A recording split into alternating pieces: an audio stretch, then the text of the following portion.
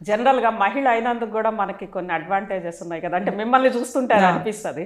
Covid సమయంలో మిమ్మల్ని చూసి ఒక తల్లి మనసు ఉంది కాబట్టి బిడ్డల కడుపు చూశారు, వెళ్ళి మీరు అన్ని ప్రాణాలకు పణంగా పెట్టి అయినా సరే వెళ్ళి ఇవ్వగలిగారు. అదేవిధంగా ఒక మహిళగా కాబట్టి మీరు అందరినీ కూడా అంటే వాళ్ళ బతుకుల్లో మార్పు రావాలి, బిడ్డలందరూ మంచిగా ఉండాలి అని చెప్పి ఆలోచిస్తారు కదా. ఆ తల్లి మనసు కూడా మీకు రాజకీయాల్లో అడ్వాంటేజ్ కాలేదా? తప్పకుండా. ఎందుకంటే మగవాళ్ళకి లేనంత అడ్వాంటేజ్ మనకు ఉంటుంది. ఒక ఇంట్లోకి మనం సొచ్చుకొని పోగలుగుతాం. ఆ లేడీస్ ఇంట్లో వంట రూమ్లో ఉన్న పోయి మాట్లాడగలుగుతాం. యాజ్ ఏ పొలిటికల్ లీడర్గా ఒకవేళ ఓటు అడగడానికి కావచ్చు, ఓదార్పు చేయడానికి కావచ్చు.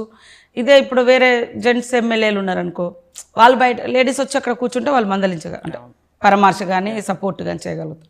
మనకు వాళ్ళు బెడ్రూమ్ల కాడ కూడా పోయి మనం మాట్లాడి ఓదార్చుకునే లేడీస్ నేను ఒక ఆడ కూతురుగా ఉంటుంది. అందులో రిసీవ్నెస్ ఉంటారు. అక్క నన్ను అందరు అక్కగా ఫీల్ అవుతారు, లేదా ఒక తల్లిగా ఫీల్ అవుతారు. సో ఆ యాక్సెస్ ఉంటుంది. కాబట్టి ఇక్కడ మనకు కూడా మన సైడ్ కూడా ఉమెన్ సైడ్ కూడా పొలిటికల్ లీడర్స్ కష్టాన్ని ఇష్టంతో పనిచేయాలి. పాలిటిక్స్ అంటేనే కష్టం ఉంటుంది, హార్డ్ వర్క్ చేయడం.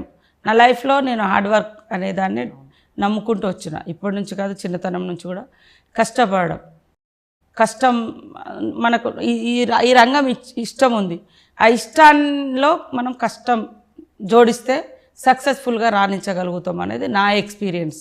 నాకు ఏదో పొలిటికల్ బ్యాక్గ్రౌండ్ లేదు, ఎకనామికల్ బ్యాక్గ్రౌండ్ లేదు, ఫ్యామిలీ వారసత్వ రాజకీయాలు లేవు, క్యాస్ట్ హయ్యర్ కాదు. ఇవన్నింటిలో నేను నేర్చుకున్నది నన్ను నేను సర్దిద్దుకోవడం, నమ్మకంగా పనిచేయడం. ఎక్కడ ఏ పార్టీ దగ్గర ఉన్నా నేను నమ్మకంగా పనిచేసినాను. నాకు ఇచ్చిన పని నేను సిన్సియర్గా చేస్తా ఉన్నాను. అది నేను ఉద్యమాల నుంచి సిద్ధాంతంగా నేర్చుకున్న. మహిళల శ్రమను గౌరవించడం, మహిళలను గౌరవించడం, శ్రమను గౌరవించడం, పేదవాళ్ళను గౌరవించడం. కొంతమంది పొలిటికల్ లీడర్స్ వాళ్ళను కేవలం ఓటు బ్యాంక్ లాగా చూసినప్పుడు వాళ్ళ కష్టాలు, వాళ్ళ కన్నీళ్ళు, వాళ్ళ పేదరికాన్ని అది అక్కున చేర్చుకోలేరు. జస్ట్ మనకు అవసరం ఉన్నప్పుడు చూస్తారు, మనకు అవసరం లేదన్నప్పుడు గెట్ అవుట్ అంటారు.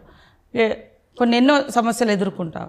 సో ఆ కింది వర్గాల బిడ్డలుగా ఆ సెక్షన్స్ కోసం కొన్నేళ్ళు పోరాటం చేసిన వ్యక్తులుగా అది ఖచ్చితంగా ఆ రెస్పెక్ట్ అనేది పేదవాళ్ళకి అత్యధికంగా రెస్పెక్ట్ ఇవ్వాలనే కాన్సెప్ట్ అయితే నాకు ఎక్కువ ఉంటుంది. వాళ్ళు ఎంత కోటీశ్వర్లైనా కానీ ఎవరైనా కానీ ఫస్ట్ ప్రయారిటీ పేదవాళ్ళకి ఇవ్వాలి, వాళ్ళ జీవితంలో మార్పు తీసుకురావాలి. మనం ఇవాళ ఈక్వాలిటీ